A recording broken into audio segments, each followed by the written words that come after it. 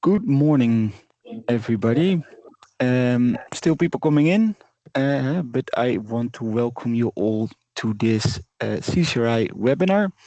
My name is Jack Wardenaar. I am within the CCRI CSO responsible for the cross-topic theme of finance, so the main topic of today. And I'm happy to welcome you all here today. On this webinar with the topic Making Municipal Projects Investor Ready. As said, I think there are still people coming in, but we have quite a busy schedule for today, so I propose that we start with the meeting. So for those of you that are not aware of what the CCRI is, I think, a rather unique initiative by the European Commission launched by DGRTD to assist cities, regions, other regional players in their circular transition. And CCRI tries to do that by providing support, assistance, but also by stimulating collaboration and knowledge sharing among regional and local initiatives. And we try to do that as CCRI, for example, with this webinar series. And with the webinar of today, we will dive into a topic that I think is essential to every circularity project. And that is the question, how do you get your circularity project financed? Or in other words, how do you make sure that your project is investor ready? And we will do that with the following agenda. Yes, so we will have three great speakers today. After me, I will give the floor to our public funding expert, Thomas van den Nieuwenhuizen, who will give a brief introduction on what investor readiness actually is. Hereafter, we will shift to the case of Seutena's Symbiosis Center with a presentation of Peter Colson. And then we will shift the focus to the financer perspective with a presentation of Katarzyna Kurbiel-Eichner of the EBRD. After that, we will have time for a Q&A. So we can raise questions to the 2 or 3 speakers. And then we will wrap up with some closing remarks again by Thomas. Before we actually will dive into this agenda, I think it's important that we briefly discuss the main house rules. In the first place, this webinar will be recorded, so please be aware of that. I want to ask all participants to shut off their cameras and microphones unless you are given the floor to give your contribution. All questions are welcome, but please raise your virtual hand when doing so, or use the chat function.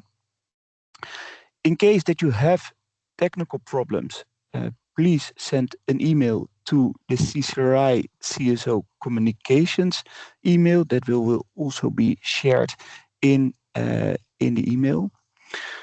And with this, I want to give the floor to Thomas to go into depth into what investor readiness actually means. Thanks, Jack. So I will give a short introduction of today's topic of the webinar, which can be seen on the next slide. So that's indeed investor readiness for municipal projects, and more specifically, how to attract external funding for these municipal projects. So where we will specifically focus on the circular projects being developed by cities, regions, and other relevant stakeholders. Most of you will be familiar with the investor readiness framework presented on the screen, or similar frameworks, which basically illustrate the extensive process that it takes to apply for external funding, where you need to provide documentation such as a solid business plan, secured permits, but also strong financial projections or cash flow projections towards the future. So upfront, it's quite an effort to arrange everything and provide it to external funders, while the outcome, of course, is a bit uncertain, because it's not fully clear whether you will eventually secure the necessary financial resources needed to implement your project. And on top of that, we would like to add that's also important to look into the risk perspective of your project, and more specifically the risks that are perceived by external funders for your project. And we see that also on the next slide, that what we see in the market is that if we can move to the next slide. What we see in the market is that circular projects typically have different risk or another risk profile than the standard linear projects that are funded by financial institutions or external funders. So on top of the risks already present in other projects, so the higher structural risks, you see that there are also risks typically present within circular projects. This can be related to the underlying business model of a circular project, where cash flows or revenues are more spread over a longer time period, for instance, with product as a service projects. But it can also be related to technological challenges or technological innovation of the project, and uncertainty that is surrounding the operational performance of circular projects.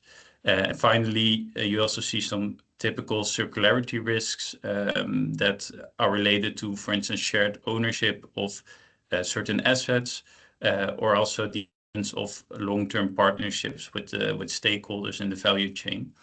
And what you see is that these additional risks for circular projects can make it challenging for external funders to provide the finance that is needed for your project, because the higher the perceived or expected risk, also the higher return requirements are implemented by these funders, and therefore it can be challenging for circular projects to meet the risk return profile or requirements from financial institutions. And I think it's interesting what we see on the next slide is that we look today into the perspective of two different perspectives, so to say, provided by the case studies. So on the one hand, Peter will in a minute share his insights from the Sotenas Symbiosis Center project and initiative, where he can clearly explain how public authorities can play a facilitating role to implement these kind of projects, but also how they can actually act as a project developer and applying for external funding themselves in order to realize these kind of initiatives. And then a nice complementation from the EBRD, where they will illustrate the loan they provided to the Bioelectra waste processing facility, which they will, by means of this case study, they will tell a bit more on the assessment from financial institutions. How do they evaluate and look into this kind of projects, and what especially triggered them or convinced them to make the final investment into this case specifically. Then I think it's time to move to the first case study. So I would like to give the floor to Peter Carlson from the Chalmers Industry Technique organization. He will tell more about the Symbiosis Center in Sotenas, which is a leading example of industrial symbiosis in Sweden, where they create value from waste on industrial scale. Peter has already been working from the start of the initiative in 2013 on this project, and he's now using his experience to upscale industrial symbiosis in Sweden and Europe. Peter, the floor is yours. Thank you very much, Thomas, and thank you very much for the invitation to speak here today. Is it possible to give me permission to change slides? Peter, you have it already. I have it, okay. Yeah. But I can't see it now. Let's see if it works, otherwise you can click, I guess so we don't take time from... It doesn't work for me now. But you can change slide if that's possible. Thank you. Yes, today I'm working for Chalmers Industriteknik, which is research foundation based in Gothenburg in Sweden. And we work as a bridge between academia and industry and society. You can change slide. We are about 120 employees working in different kind of expertise groups. We have applied AI, circular economy, where I work, energy, materials and innovation, and project management. You can go to the next one. And yeah, we mainly work as a partner in different kind of external funded projects in our core areas, and we work with everything from designing projects to being specialist and project management and communication, dissemination, and exploitation. Thanks. You can change. Yes, but the core of my presentation today is about the work in Sotenäs municipality on the Swedish west coast. And I have been collaborating with them since the start, as Thomas said. First, I worked as a consultant together with the municipality, and after a few years, I worked as a full-time employee, and after that, some years with part-time employees, and now as a collaboration partner. So I've been in contact and working with the municipality for 15 years now. It's a small coastal municipality, about 10,000 inhabitants. Yes, you can change. And yeah, I will start with the start. You can change slide. And one main reason of why the municipality wanted to explore if industrial symbiosis could be a methodology for them to meet local challenges. And at that time, there were a major challenge connected to the big industry in the municipality, which is marine food industries. And they had a mutual challenge together with the municipality, which was wastewater treatment. The companies and the municipal wastewater treatment plant had reached the limit of the capacity, and someone had to invest in this in order to secure the future for the companies and for further development in the municipality. And with that challenge, and when the municipality started to explore industrial symbiosis, we saw a connection in between them. You can change the slide.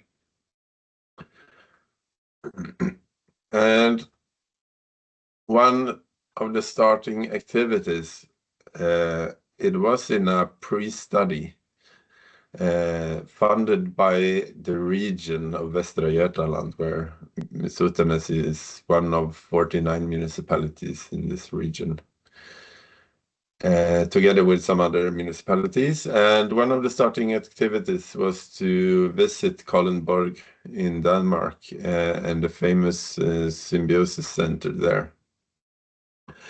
And on the way home, me working as a consultant, sat with staff from the municipality, and we started to draw this first symbiosis map. And in the center of the map, you can read the Rena Hav. If you translate it, it will be clean ocean.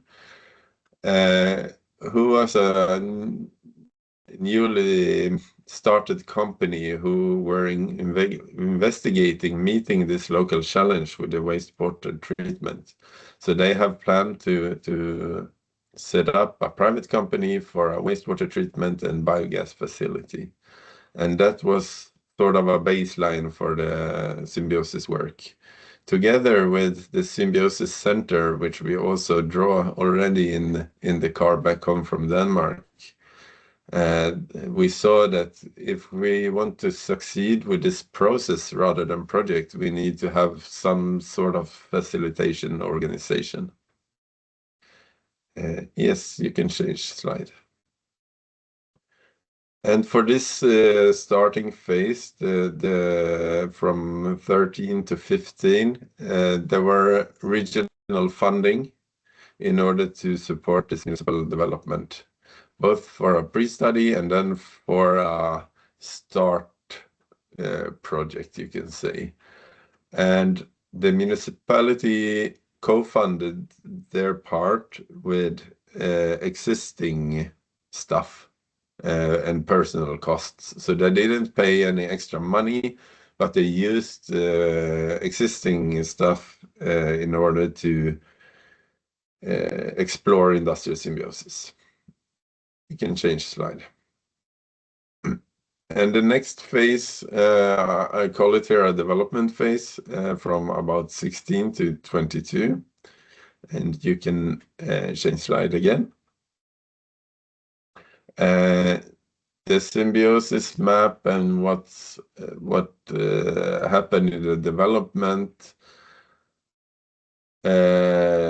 was driven by the municipality and the Symbiosis Center, who started in 2015. And you can have this, thank you.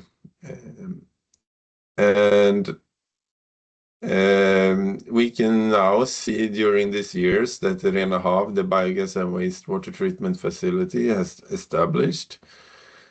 We see development in new companies establishing in the municipality in connection to the symbiosis network. We have some companies in land-based aquaculture. I will talk more about that. We see that local farms are changing to organic certified production with the sludge from the biogas facility. And to the right-hand side, you can also see that we started a marine recycling center, who after a few years had a national-wide uptake of used fishing gears for recycling.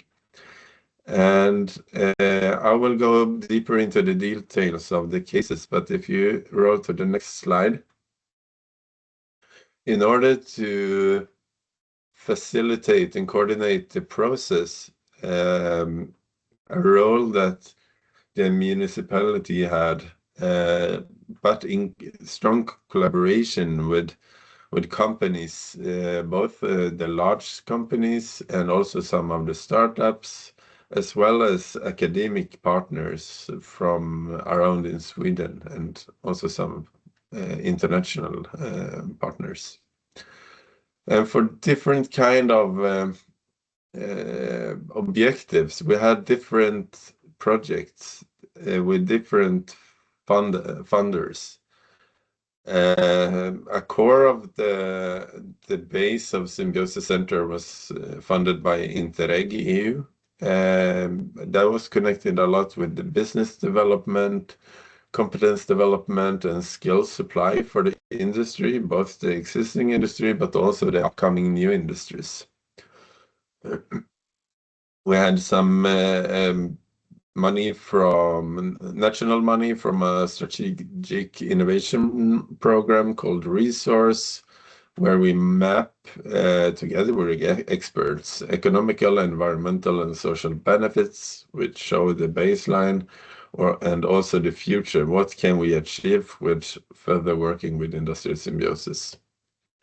We got some Vinnova, the Sweden Innovation Agency, funding for development, where the municipality, together with local companies and academia, worked in different kind of development process connected to this, for example, IoT development. And also some private foundation support, Kamprad Foundation, the IKEA family, we had some money as well. And as much as possible, we used existing personal costs again to co-fund all those projects. We did twist a bit on the roles in the municipality so they match the development in the project we had. And with that, with all these funding sources, we created a quite big baseline for process development. And you can go to the next slide. And yeah, 10 years after the start, you can go to the next again. The biogas plant, as I said, and the wastewater treatment plant was established. And they got some national investment support, about 2.5 million euro, which was about 40% of the total investment cost from the Swedish Environmental Protection Agency, from a local climate investment fund. And the role the municipality here had was to facilitate different kind of collaborations, to support the environmental permitting process as much as we could as a municipality. We supported them to find those investment funds, and also being a part of the Symbiosis network. It was some sort of quality stamp when the companies applied for money. You can go to the next slide. Another thing we did was that we saw interest from startups to do pilot tests in land-based aquaculture. So it was land-based fish companies and land-based algae companies, and they needed to have somewhere to do the tests. And what the municipality did was that we rented an old empty industrial house, and so to say self-funded, where the companies rented one room each so they can do their pilots and also to connect themselves to each other in symbiosis collaborations. We also got some other public support to develop the infrastructure, for example, but mostly it was self-funded.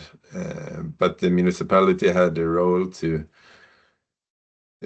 secure the building and also to make it easy for the companies to come there.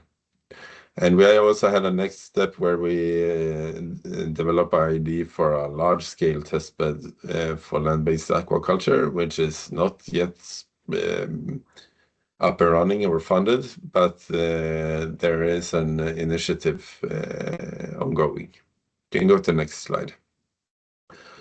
From this test bed where the companies did small-scale tests, they have now established or building large-scale plants, some of the companies. Swedish Algae Factory, which is a land-based microalgae producer, they have built the first of a kind commercial-scale greenhouse. And they got public support for this from the LIFE program, from European Maritime and Fisheries and Aquaculture Fund, for example. And Smögenlax is a land-based salmon farm. They also got some different kind of funding, as you can see here. And they have now started to build the first large-scale salmon production facility here. And the municipality have their role to support this development, to find suitable land for the companies, and support companies to apply for funding as well. You can go to the next slide. And the last example here is a marine recycling center, which the municipality started during this process, together with a local fishing gear producer who saw an environmental challenge with all the used fishing gears, where there were no proper ways to recycle the gears. You can go to the next slide. So what we did was to establish this recycling center where we mainly separate different material fractions from each other, different kind of plastics, different kind of metals, rubber, etc., so they can be recycled in the next step. You can go to the next. And especially for the plastic, it was hard to find off-takers for the materials. So we started a test bed for marine waste where the companies can try different kind of plastics and sizes and colors in order to produce new products. So they can either use some of the equipment in the test bed or bring the materials back home to their production facilities. You can go to the next slide. So with this challenge with the ocean plastics and used fishing gears, we saw this potential of create value instead. And same here. We have a number of different projects and funding sources for different purposes. We have some EU Interreg money to develop the first year of the center. We got a national-wide initiative funded by national agencies to collect and sort discarded fishing gears.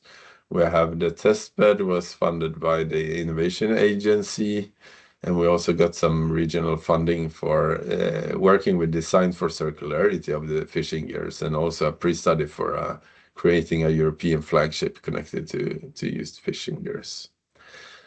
So you can go to the last slide. This was just brief information about different cases where we have worked with in Sotenäs municipality and how we have worked to support the symbiosis development. Thank you. Thank you very much for your presentation, Peter. Then we would like to move to the next presentation, also looking at the time. And we would like to invite EBRD to the stage. So today we have with us Katarzyna Kubil-Aliadne, a principal banker in the Infra Europe team of the Sustainable Infrastructure Group of the EBRD based in Warsaw, as well as Roland Rasmus, who is an associate director, a senior waste management specialist from the project preparation and implementation department of the EBRD based in London. So I think, Katarzyna, I can give the word to you. Thank you.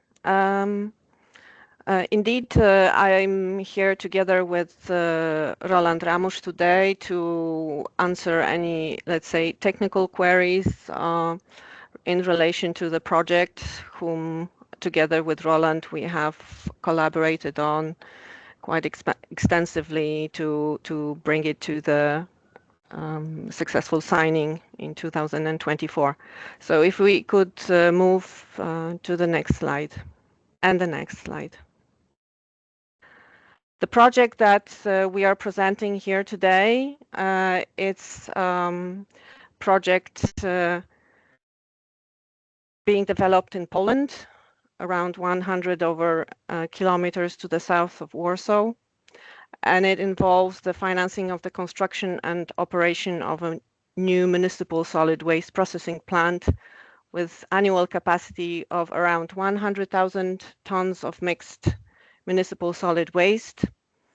And the plant comprises a reception hall, state-of-the-art innovative autoclaving system, an advanced sorting line, and bio-drying chambers. So just a few words about the let's say, technology. It is owned and patented by Biolectra, which is a Polish company pioneering in waste management processing, and it specializes in such technology. It has utilized this technology in its Rożanki plant, which had 40,000 tons of mixed municipal solid waste capacity per year. And it has been operating for over 10 years. So although innovative, it is a tested technology, which is an important factor when seeking bank financing. This technology, it's called rotosteril autoclave technology, and it sterilizes and subsequently allows to sort municipal solid waste into valuable fractions aligned with the circular economy principles. So the unique feature of this technology is the ability to separate and extract sterile, biodegradable organic material. Today, it makes up to 40% of mixed municipal solid waste, and the technology achieves a recovery rate of around 57%. The landfilling diversion exceeds 95%, so less than 5% goes to the landfill. The financing, EBRD, European Bank for Reconstruction and Development, was provided alongside other commercial banks in Poland, which is Bosch, Bank Ochrony Środowiska, so Environmental Protection Bank, and mBank. We provided over 16 million euro loan. The loan was in PLN, and the project was supported by a guarantee from InvestEU as part of the financing package. An important element of the project is the reduction of CO2 emissions assessment. It was assessed that the project will allow to reduce over 11,000 tons of CO2 annually, and the project was screened to be Paris aligned. An important note in that regard is that the EBRD focuses on green economy transition. So we finance green projects, and we only finance projects that are aligned with Paris Agreement. If we can go to the next slide. So the intention was that we would touch upon the elements that are important in terms of evaluation and assessment criteria for projects.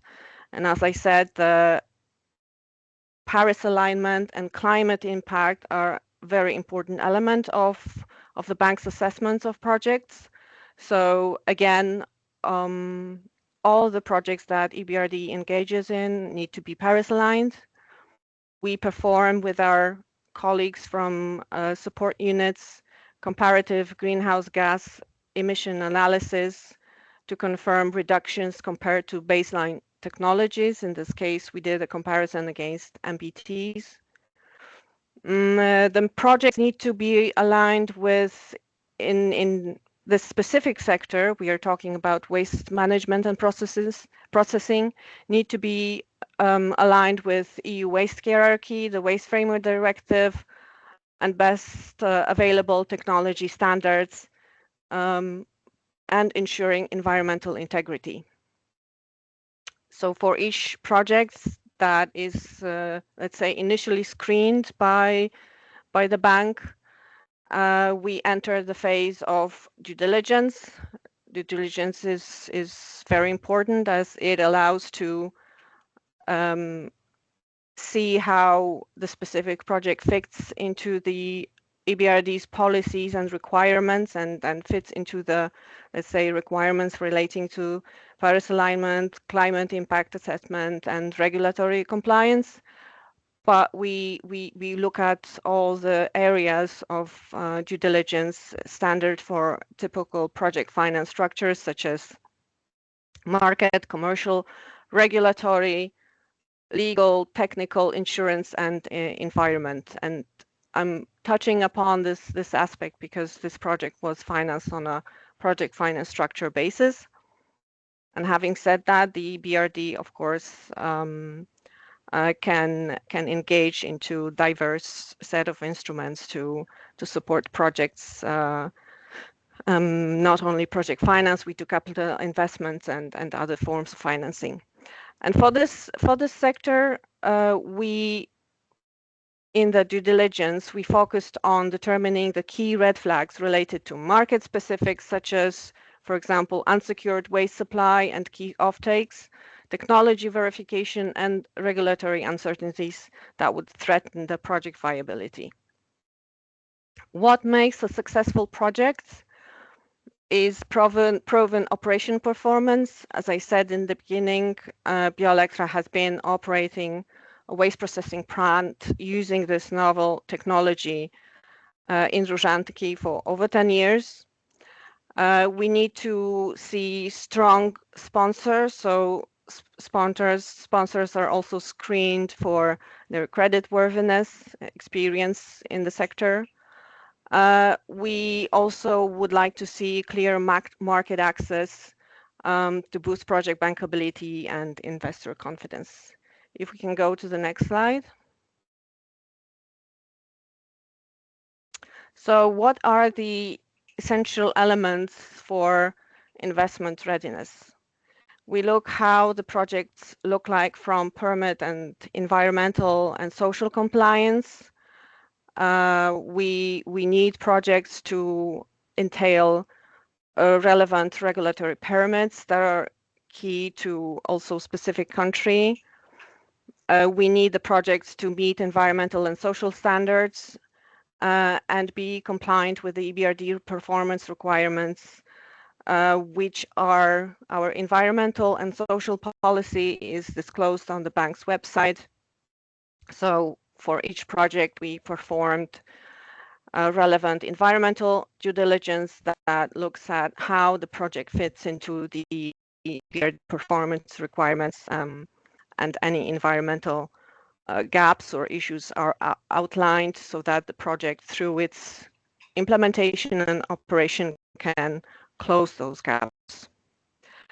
What is important when we are talking about this waste management and processing sector is securing long-term offtake agreements to allow for stable feedstock supply and obviously predictable revenue streams.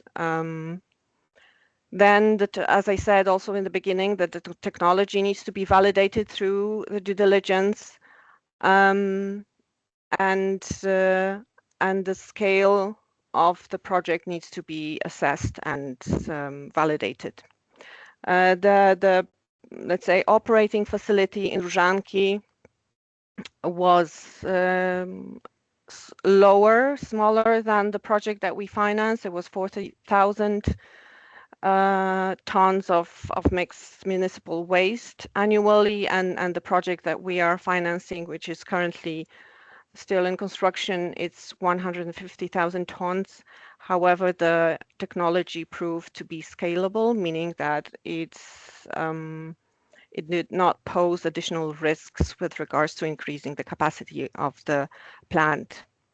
What other elements are important for investment readiness is the financial plan, business plan to matching the risk profile of the project, and we also look into conservative debt sizing to reduce market risks. For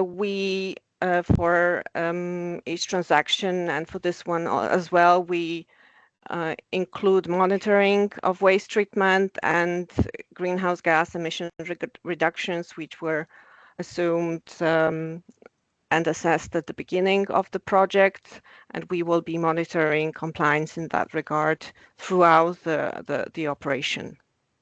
And finally, as I said, experience and creditworthy sponsors, which allow to reduce the execution risk. A final set of points, guidance for public authorities and project promoters. The role of public authorities It's quite important that public authorities streamline permits. It's within their control. Long-term waste supply contracts enhance bankability of projects in the sector. In Poland, there is an issue in that regard because Polish law does not allow for tendering for reception and processing of mixed municipal waste for longer than 4 years, and it poses, let's say, a bit of a higher risk for projects that would require longer term financing because it exposes the projects to more market risk. Project promoter best practices, early feedstock agreements, and pilot data to demonstrate scalability and performance to secure project success. And finally, stakeholder engagement and compliance. So engaging stakeholders, especially in the waste sector, which is key and very important. It allows to mitigate environmental social risks, ensuring community support and regulatory compliance. And for this project, we, as with other projects, we have ensured that stakeholder engagement was done throughout the entire process of developing this transaction. And I believe we have a few slides with pictures of, let's say, this is the technology, autoclaves, which, as you can see, can be stacked one next to another to increase the capacity of the plant. And another slide. And this is a slide showing the output of the, let's say, autoclaving. So you can see that autoclaving allows easily to recover specific types of materials, such as biomass, recyclables, such as glass, aluminium, cellulose, metals. And this effectively allows to utilize these byproducts to sell them to the market and receive additional revenue flows.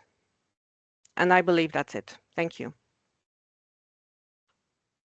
Thank you very much, Katarzyna. I think a very nice and insightful presentation where you highlight how financial institutions like the EBRD assess these type of circular projects and what kind of aspects you look into in order to provide the finance needed to implement them. I think it's now time to move on to the Q&A session. So I would like to ask the speakers to keep their cameras on. And maybe to start off, when you're looking into these circular projects from an investor readiness perspective, which role do you typically see that public authorities can play to contribute to the investor readiness of circular projects? Maybe Peter, if you're starting with you, how do you see this from a project developer perspective? I see that it's important for the project developer or a municipality to have a system perspective of the development, to see how things are connected to each other, to actually understand the environmental performance, the business performance, how different actors can interact with each other, and to be a neutral part in the project development connected with that. All right, thank you. And Katarzyna, how do you see this from an external funder perspective? What does the involvement of public authorities typically bring for these kind of projects, in your opinion? Right, so we are talking specifically about this case study and this project in the waste management sectors. So as I said, the essential part is the public authorities' role in the permitting processes to streamline the process and to avoid significant delays on that part. And then another factor is long-term waste supply contracts. So we are talking about mixed municipal waste, and therefore, allowing to tender out longer term contracts for waste supply from the municipality. It allows the project to reduce and mitigate some of the risk on it because it ensures a stable flow of revenues and cash flows. And from a financier perspective, that is key when structuring project finance. We need to look at the, let's say, risks related to revenue cash flows in the long term, or at least the term of the tenor of the given loan. So reducing any risks in that area allows to effectively structure the project to the benefit of let's say the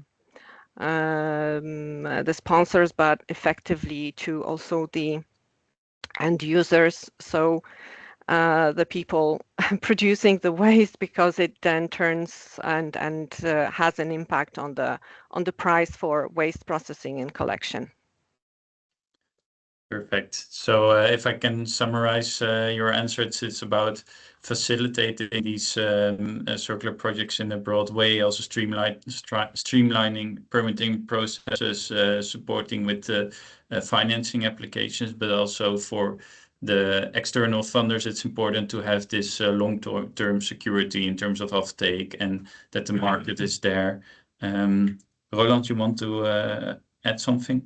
Yes, thank you very much. And besides that, not to forget, of course, the legislative enabling environment, right? And we see, of course, how in the recent years in the European Union and the associated spillover at national level regarding waste prevention and recycling targets influences initiatives, specifically in the area of circularity, in the area of waste prevention, and in the area also of waste processing, treatment and recycling technologies. That was what we have seen from Peter's presentation, but also in our case, whereas, for example, in Poland, there are very specific waste management technologies that have been implemented in the last 20-25 years.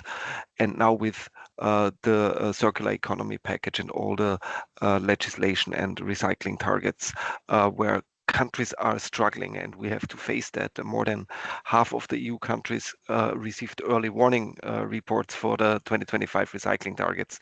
So this is the actual climate, together with national legislation in terms of bans of landfilling and massive increases in landfill costs. And this was the case of Poland, that drove these technologies and innovations into a more competitive area of the market. Thank you.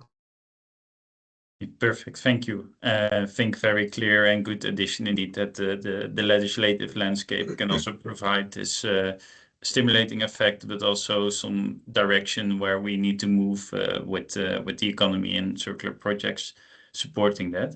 I think there were also some questions put in the chat already. Clara van den Berg, you were the first one. Are you still here?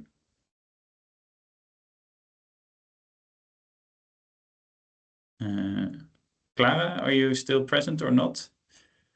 Hi, Thomas. Yes, I am. Yeah. Sorry, I wasn't sure if I was allowed to speak up or just have my questions put into chat. But thanks a lot for the presentation. Perhaps I'll just focus on my last one, which I'm not sure who to address the question to. But I understand that in a lot of municipalities may not be in a position where they can take on debt. So a question I have is how strategic partnerships can be formed with other actors when they are in the funding application stage, with other actors who can potentially take on debt.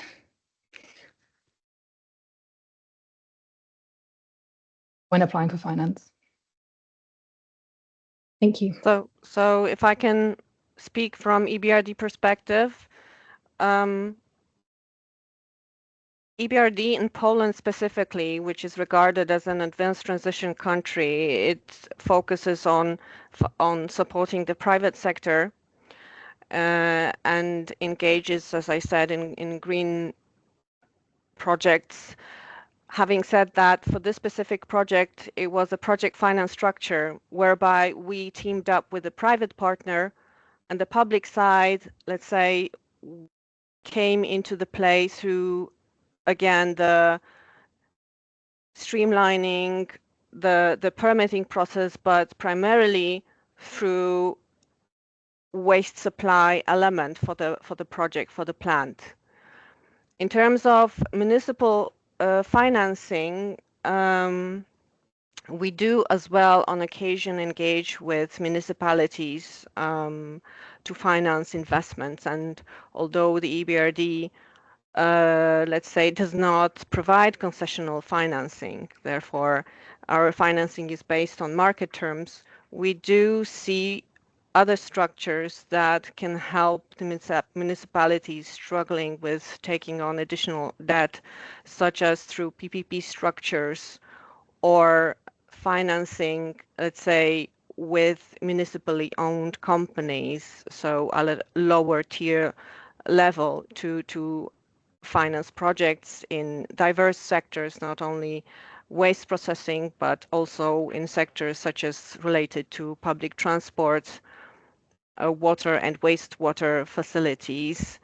And we have done such projects in the past in Poland. So yes, this is more from the Polish perspective. Yes, I can have a short answer as well, more from a Swedish perspective. I think it's hard to say in general, but as we see in Sotenäs, for example, we had private investors investing in wastewater treatment and biogas production. It was mainly for the industrial processes, but in the same time, in some of the companies, they had the water treatment by the municipal treatment plant before. So with a new plant, it's when the flows was reduced by the industries, then they got space in the existing plant in the municipality. But we also see that there is coming up sort of regenerative companies that see business potential in waste flows, like Arena Hav in this case. And they can have other financial situations, so they can invest in long-term in plants like this, with water treatment or energy, different kind of energy plants and infrastructure. But then it's important, as you said, Katarina, with a long-term contract, for example, to secure the business to fund the investment anyway.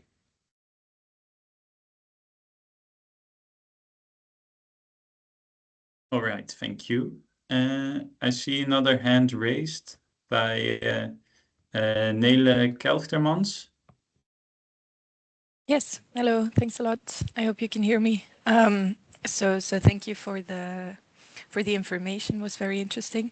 I was wondering, in applying for funding, usually this takes a lot of time to know which funding is ideal or applicable, to write or to gather all files to do the application. In the case of Sweden, who took on this role and these working hours? Was it the municipality? Did they take on a role in this, or? It differs a bit between different projects, but I can say that after a while, the case was a bit known in Sweden, so a lot of academic and research partners wanted to be a part of the development, and those actors put a lot of time in writing applications. So I think it's when you have reached a level of interest from the surroundings, I think you can get quite a lot of support from academia, who are willing to put time into write applications. So it's also important for the municipality. It was more to secure that the different kind of innovation and research projects was in line with the ambition and the development plan. So the projects all together creates this overall goal with the symbiosis network in Sotenäs. So to work with partners that are willing to put some time in writing application and who are good in writing application is my advice. But of course, we did also write some parts as well.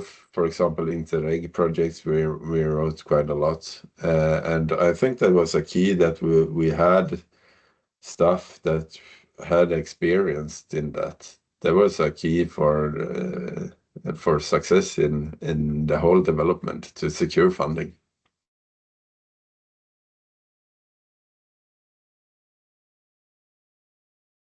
All right, I think that was very clear. Thanks, Peter. Maybe also looking at the time, we're coming towards the end of the webinar. Unless there are any other urgent questions to the panel. But maybe otherwise, do you have any final words or things you would like to share with the audience, Peter or Katarzyna, Roland, from your side? Yeah, I saw the question from Clara in the chat, I think about self-funding by the municipalities. And I think it's important to see the process development or the project development as a part of what you are already doing, but you get an extra support to level up both the investments, but also the innovation pace in the local ecosystem. So try to understand how you can combine different existing functions in the project. Then you have the self-funding part.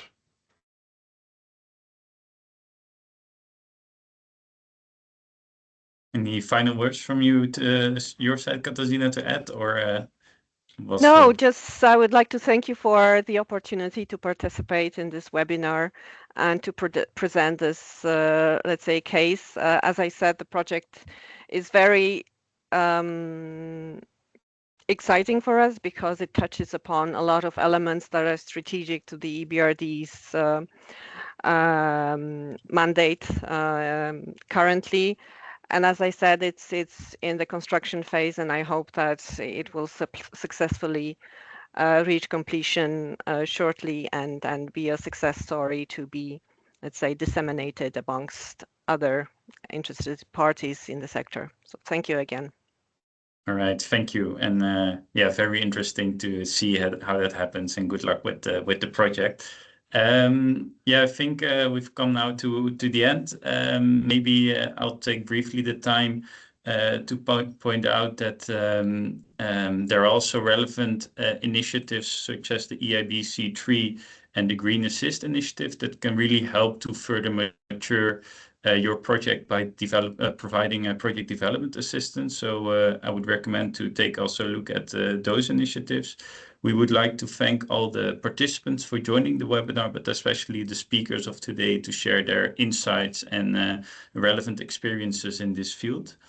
And then, yeah, very briefly on the next slide, we have some relevant useful links from the CCRI community. So there's a QR code on the screen, which you can use to access the website, but also the knowledge sharing hub that's there, the CCRI Compass, providing relevant documents and tools and other support for your project. So please feel free to check that out. And lastly, next week, there's another webinar upcoming on the 11th of December, which is the Circular Cities and Regions in Action. So stories, lessons learned, and next steps will be shared there. So you can still register for that as well. Again, a QR code is provided for this. So thanks again, everyone. And I wish you a nice day, and hopefully we see each other in the other webinars as well. Thank you very much. Thank you.